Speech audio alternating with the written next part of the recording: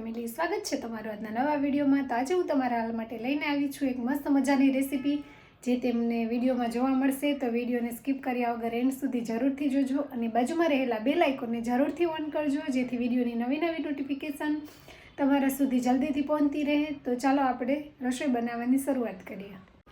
તો ફેમિલી, શ્રીખંડ બનાવવા માટે આપણે એક બાઉલ દહીં લઈ લીધું છે, જે ખાટું પણ નહીં અને મોડું પણ નહીં તેવું મીડિયમ દહીં છે। તો ચાલો આપણે તેને એક કપડામાં બાંધી અને વીંટાળી દઈએ। હવે આપણે દહીંને આવી રીતે કોટનનો આછો રૂમાલ લઈ તેની અંદર બધું દહીં એડ કરી દઈશું અને આવી રીતે તેને 4 છેડા ભેગા કરી અને આવી રીતે પોટલી બાંધી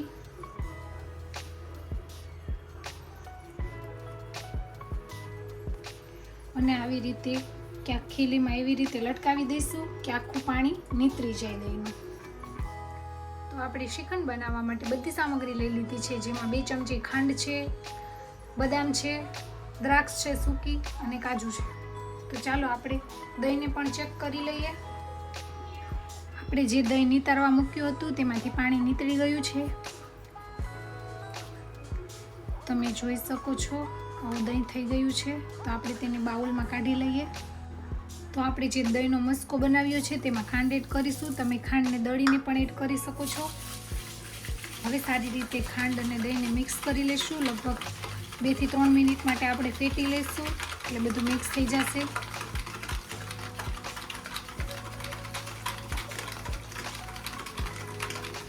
દળીને ખાંડ લઈએ તો વધારે વાર માટે ફેટવું નથી પડતું, પણ જેમ આપણે દહીંના મસ્કાને ફેટશું તેમ શ્રીખંડ એકદમ મસ્ત બનશે। માટે આપણે કન્ટિન્યુ 2 થી 3 મિનિટ માટે ચલાવતા રહીશું। આપણે કન્ટિન્યુ હલાવતા રહીશું। તો 2 મિનિટ જેવો સમય થઈ ગયો છે આપણે ફેટતા। જો આપણે 1 મિનિટ જેટલું ફેટીશું તો એકદમ સ્મૂથ શ્રીખંડ તૈયાર થશે। તમે જોઈ શકો છો તેનું ટેક્સચર, હું તમને નજીકથી બતાવું। એકદમ ક્રીમી અને ફ્લફી બેટર થઈ ગયું છે। તો આપણે તેને 1 મિનિટ માટે કન્ટિન્યુ ફેટી લઈશું। તો લગભગ 4 મિનિટ જેટલો સમય આપણે ફેટ્યા બાદ મસ્ત મજાનું ટેક્સચર તૈયાર થઈ ગયું છે। તો આપણે આને પ્લેન પણ ખાઈ શકીએ છીએ શ્રીખંડને। તો ચાલો આપણે તેમાં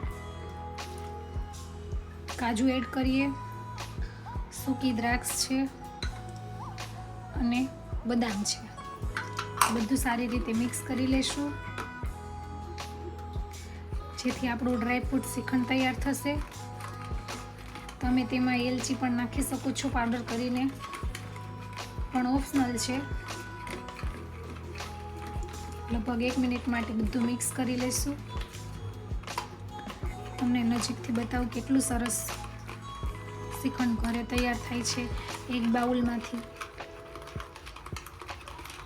તમે ફ્લેવર માટે એસેન્સ પણ નાખી શકો છો, ઓપ્શનલ છે બધું। આપણે ડ્રાયફ્રૂટ શ્રીખંડ તૈયાર કરીએ છીએ।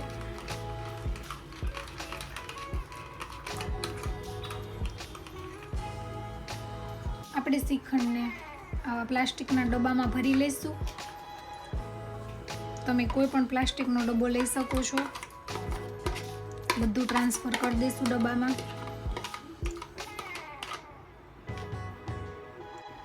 તો સરસ મજાનું શ્રીખંડ તૈયાર થઈ ગયું છે।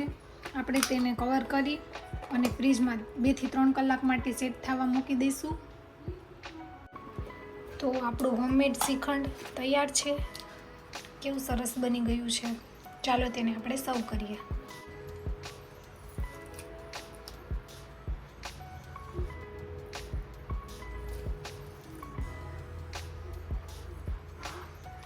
ડ્રાયફ્રૂટથી ભરપૂર,